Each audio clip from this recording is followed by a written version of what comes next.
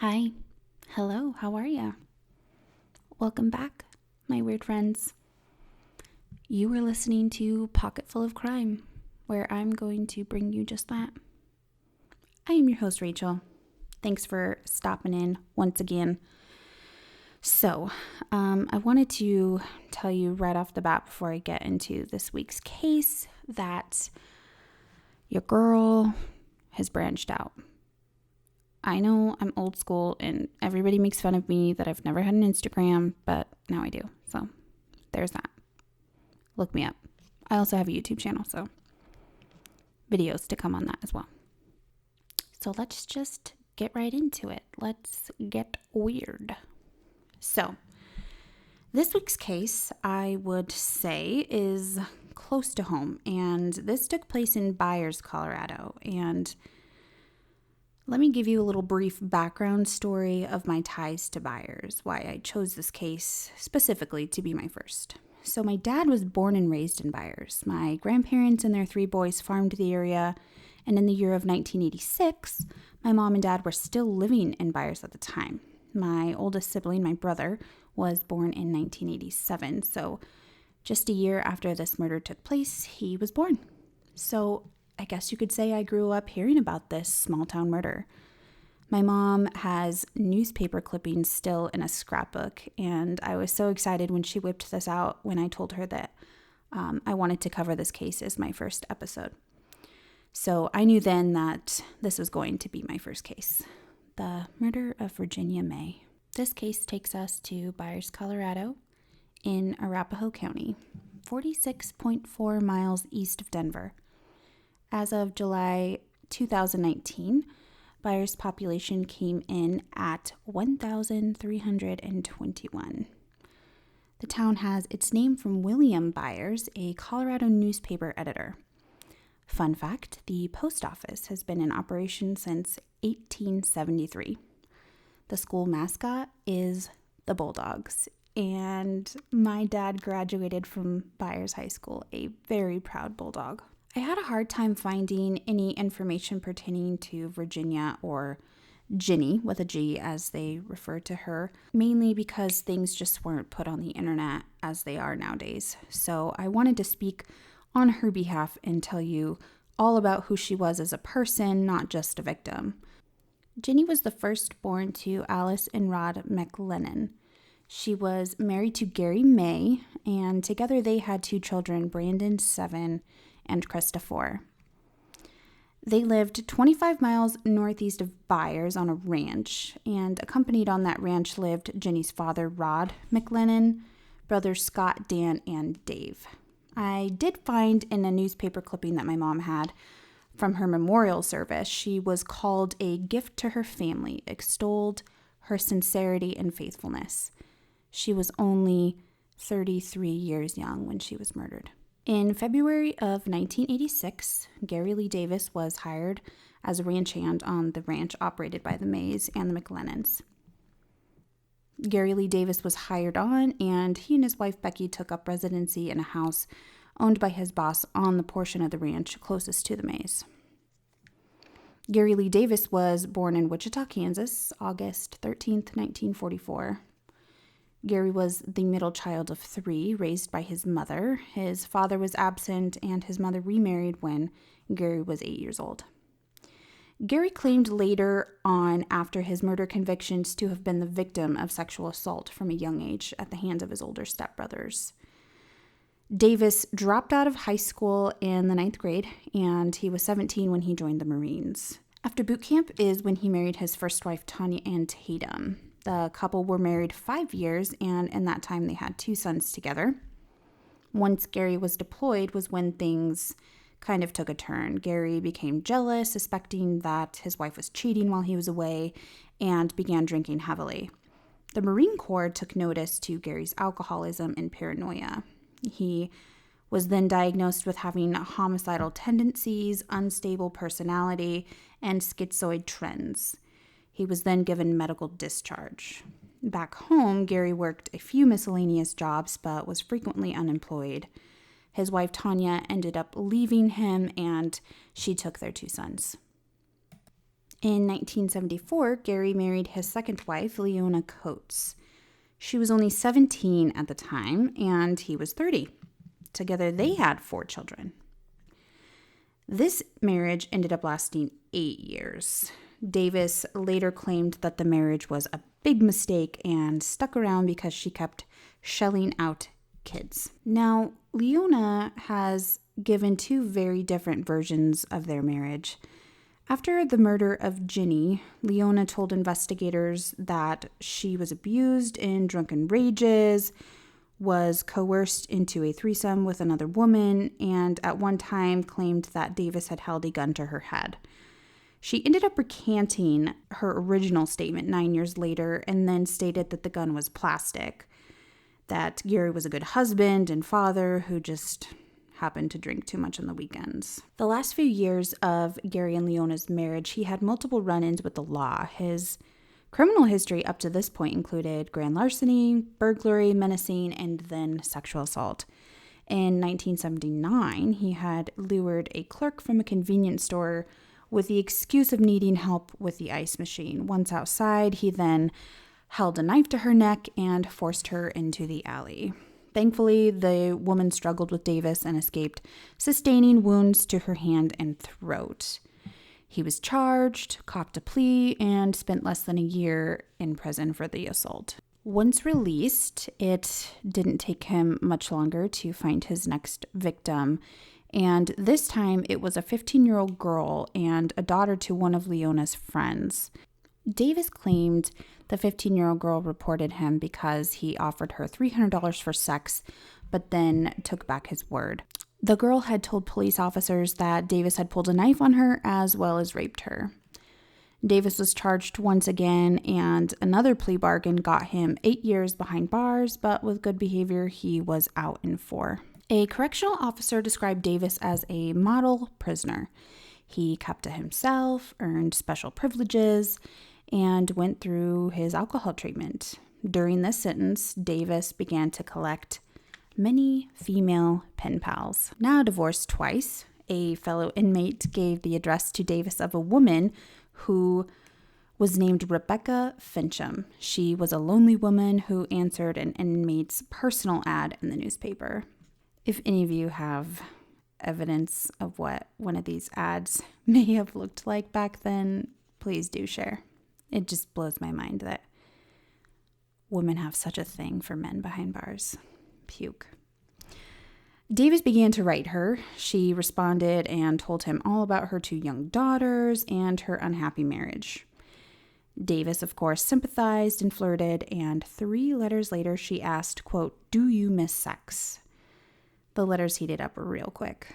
Sexually explicit would be an understatement, as they were called. Davis was impressed and intrigued. This woman wasn't shy, and she had fantasies that kept up with his own. Becky Fincham started to visit Davis, and he was surprised to find out that she was obese, seemed to be missing her eyebrows, and had scars on her breasts and arms. He thought she was repulsive, and years later stated he was scared of her because she was so overweight.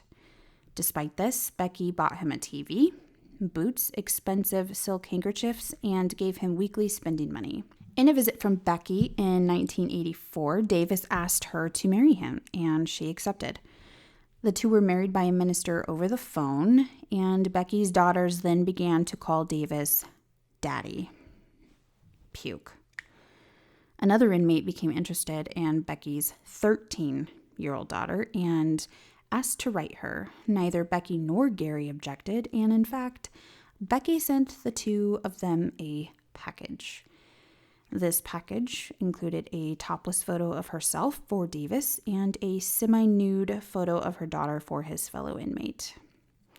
Mother of the Year award right there. The photos were intercepted, and Becky was charged with sexual exploitation of a minor and was no longer allowed to visit Davis. So not being able to visit each other, the newlyweds had to fall back on the phone to keep things hot and steamy. Everyone knows that prison calls are subject to monitoring. And a psychologist reported after an interview with Davis, quote, "Mr. Davis would like to hear his wife give head." Becky brought a male named Jay into the picture and did just that, while Davis was on the phone and was able to hear. Once Davis was released from prison, the couple faced numerous problems. Becky had received 3 years probation on that child exploitation charge, so Davis, being a convicted rapist on parole, couldn't live under the same roof as her daughters.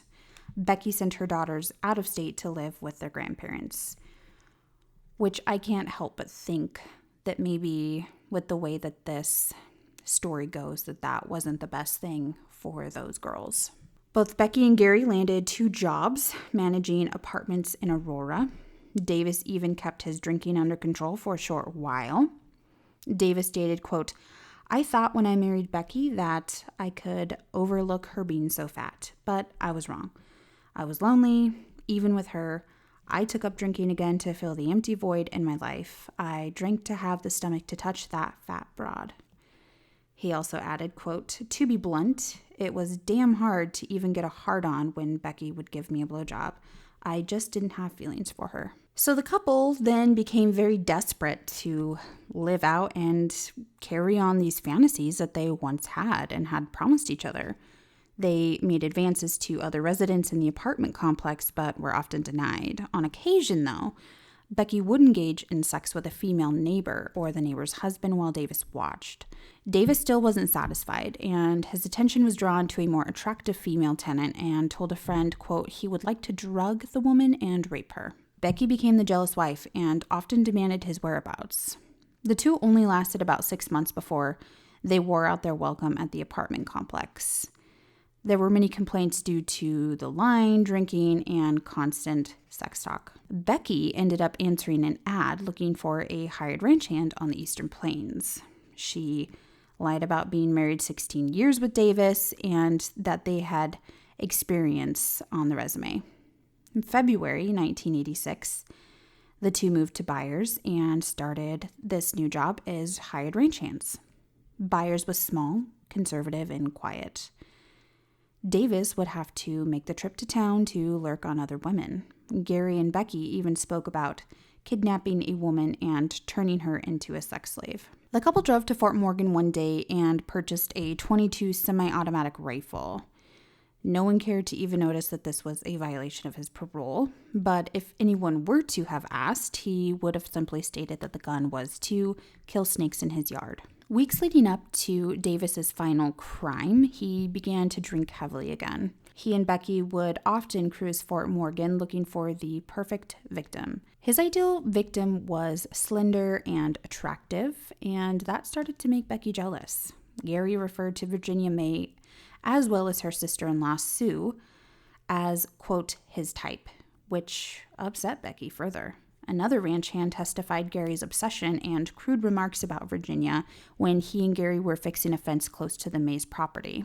He stated Gary revealed himself, urinated, and shook his genitals in the direction of the Mays home and said, quote, "Come on, Virginia baby, I'm here, come to me."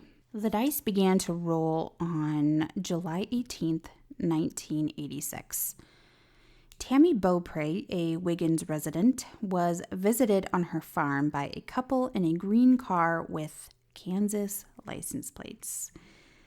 The woman asked directions back to Byers from Wiggins, while the male stepped outside of the car and made his way behind Tammy. Luckily, Tammy's husband arrived home just in time, and the man got back into the car and the two drove away. Tammy later did identify her visitors as Gary Davis and Becky Fincham. On July 21st, only 3 days later, the couple tried again.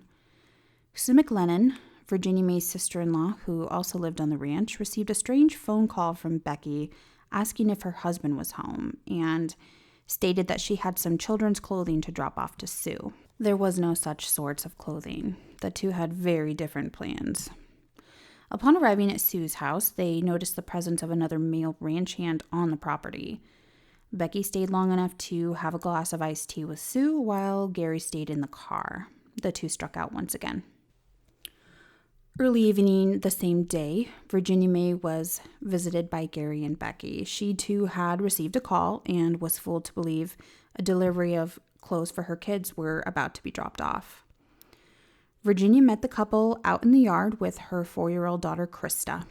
Becky lured Virginia to a tool shed where Gary struck her in the face and forced her into the back of their car. Becky shooed Krista back into the house and they fled at a high rate of speed. Now I'm going to go into another warning that what happens next is gruesome, violent, and maybe uncomfortable to hear. Davis and Becky have since stated conflicting stories about the events after kidnapping Ginny. One version was Gary dragged Ginny out of the car and out of sight while Becky was frightened in the car. The next version, Gary painted himself as confused and under orders from Becky, the jealous wife, acting out in a fit of rage. The third version is the most backed up by evidence, which is Virginia was nude, dragged out of the car by a rope around her neck. She was raped and forced to perform oral sex on Becky. One thing for certain, Ginny begged and pleaded for her life, even offering the two $1,000 if they were to let her go. Davis struck Ginny in the head with his rifle, fracturing her skull. She did have defensive wounds on her hands, which led investigators to believe that she raised her hands above her in defense when he shot her 14 times and killed her. Ginny had 9 gunshot wounds to the head, 4 to the torso, and 1 to her left breast and 1 to her groin. Davis and Becky covered the body with a bale of hay and returned to their home to finish off some beers in the cooler. May's husband came home to find his 2 kids alone and startled. Suspicion set in when Krista, whom was 4 at the time, made the remark, quote, "Becky took her." Police were notified, and both police and the frantic family pressed for answers from Gary and Becky. Becky did most of the talking, denying knowing Virginia's whereabouts and even offering up her support by stating, quote, "We want to do anything we can to help find your daughter. I know how you feel. I was once raped myself." After that statement, I would obviously know something deep down in my gut was wrong, because you don't just offer up that kind of accusation that Virginia was raped if you didn't know that prior. At this point in time, they had no idea. They didn't know where she was. They didn't have a body. They just had a 4-year-old girl saying Becky took her. So the fact that Becky went there, I think, kind of led to a deeper suspicion. So the two were arrested on their suspicious behavior earlier that day visiting Sue, as well as Krista's statement. Davis made a deal with the Adams County District Attorney, and he would be able to plead guilty without the death penalty in exchange for the whereabouts of Virginia May. Gary made some compelling statements suggesting that Virginia may still be alive. The remains were found by the description Gary gave, but the death penalty was sought out due to the fact that the defendant violated the plea agreement by not truthfully relating the circumstances of the offense to the prosecutor. Becky was convicted and sentenced to life in prison.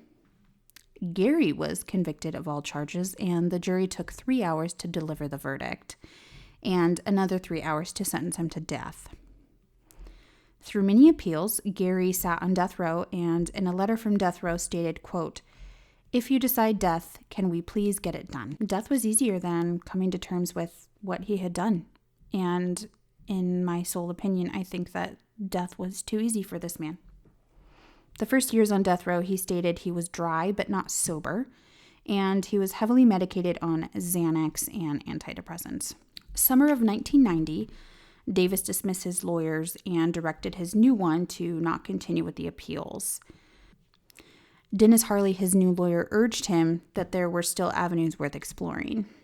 Davis agreed to let his lawyer continue to pursue the appeals only after one of Davis's daughters told him, quote, he would never see his grandchildren again unless he kept the appeals going. Davis did reconnect with estranged family on death row and even his first 2 wives. In 1993, Davis moved to Colorado State Penitentiary, and he was under lockdown 23 hours of the day in an 8-square-foot cell. his appeals failed, and Davis stated, quote, "I want out of this place either by walking or in a box." The last few years of his life on death row consisted of Davis losing 40 pounds, his vision blurred, and he was diagnosed as a diabetic. He also received the news of the death of his father, his favorite brother, as well as the news that his son was in prison in Texas for child abuse. And lastly, his daughter passed away from a brain tumor at just the age of 24. Davis's last meal was ice cream, as requested. His request for a cigarette was turned down. They had a smoking ban already at this time. His last words in a letter were, quote, "I can't say goodbye, so I'll just say see you later. A friend, Gary." Gary was the first death penalty carried out in the state of Colorado in 30 years. He was executed by lethal injection on October 13th, 1997. He was 53 years old. In other words, the state's executioners strapped him down, opened his veins, and flooded his heart with potassium chloride. They put him down like a rabid dog. My heart goes out to Virginia May, a mother that was taken terribly too soon, and her 2 children that deserved to have a mother. Her husband and her family and all of those that loved and adored her. Well, that wraps it up for our first episode, you guys. And that one was a tough one, so let's lighten up the mood real quick. What do you call a pig that does karate? A pork chop. Thanks again, you guys, for supporting me, listening to me, following me on Instagram, sharing me to a friend. Don't forget to join me next Wednesday for my next episode. If you have a specific case that you would like to hear, go ahead and follow me on Instagram and leave a comment below. Until next time, stay weird.